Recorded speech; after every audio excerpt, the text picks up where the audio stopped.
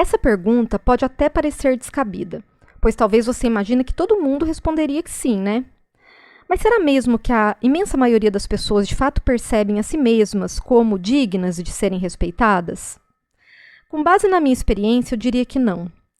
Vejo com muita frequência na minha prática clínica indivíduos que se envolvem em situações que, do ponto de vista de um observador externo, seriam inadmissíveis. Me refiro a relacionamentos amorosos doentios, amizades tóxicas, relações familiares destrutivas, dentre outras formas de vínculo bastante questionáveis. Trata-se de situações em que a pessoa se vê constantemente sendo desrespeitada, humilhada, agredida, ameaçada.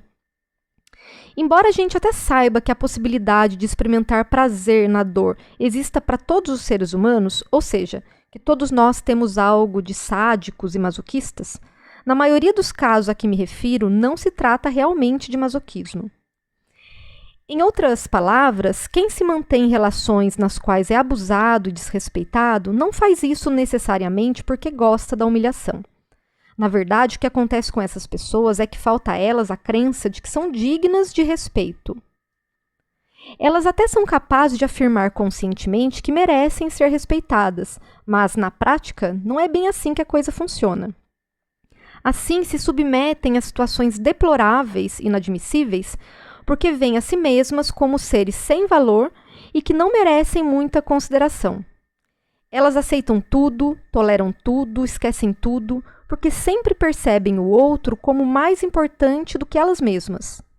Estão sempre relativizando o próprio desejo, pois nunca se consideram suficientemente importantes para fazer valer o que querem e desejam.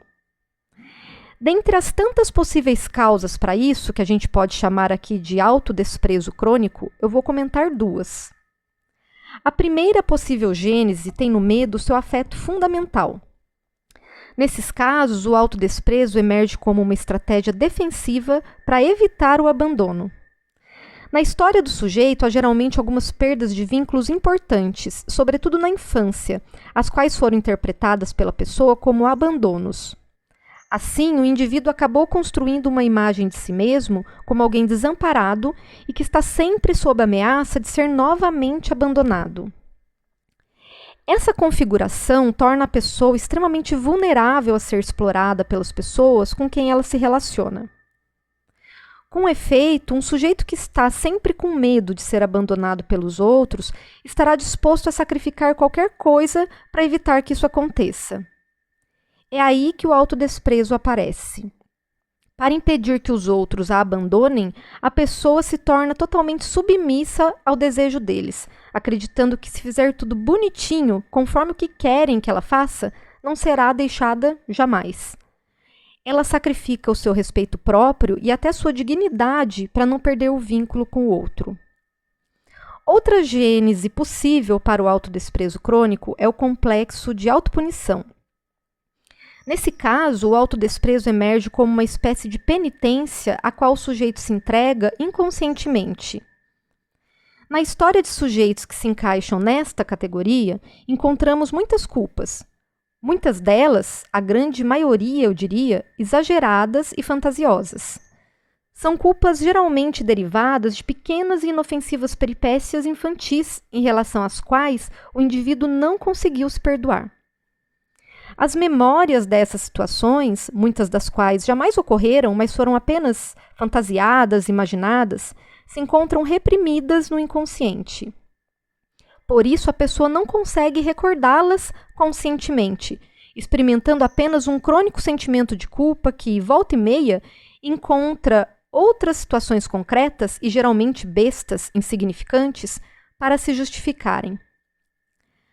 Aqui a gente também poderia problematizar o peso e a importância dos discursos e atos, ou seja, dos xingamentos, as falas ofensivas, os castigos simbólicos e reais, demasiadamente violentos, que porventura tenham sido praticados pelos pais ou pelos cuidadores primários e principais dessa criança em relação a tais travessuras, pois como o ego ainda se encontrava em processo de estruturação, o peso de tais discursos e atos pode ter ocasionado a internalização daquilo que chamamos na psicanálise de, entre aspas, objetos maus, e também de identificação com o agressor, geradores de fortes sentimentos de medo e de culpa.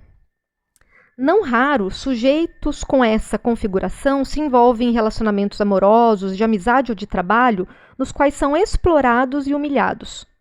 Contudo, apesar de todo o sofrimento que experimentam, não rompem tais vínculos. Aqui não se trata do medo de perder o vínculo propriamente, mas do uso inconsciente da situação de abuso e humilhação como um castigo para as travessuras da infância. É como se o indivíduo vivesse guiado pelo seguinte pensamento: por tudo que eu já fiz, não mereço respeito e consideração mesmo. Portanto, preciso suportar toda essa humilhação. No fundo, eu mereço tudo isso. É claro que o sujeito não tem consciência disso, mas, com base na escuta do seu discurso durante uma terapia, podemos perceber claramente que a pessoa se despreza e se coloca submissa aos caprichos do outro como uma forma de obter punição pelas culpas do passado. Seja por medo de perder o amor do outro ou como uma forma de autopunição, o autodesprezo crônico precisa ser tratado. Não é justo e muito menos saudável do ponto de vista psíquico e emocional que pessoas passem uma vida inteira se deixando abusar e humilhar por medo da solidão ou por acreditarem na fantasia de que merecem uma punição eterna.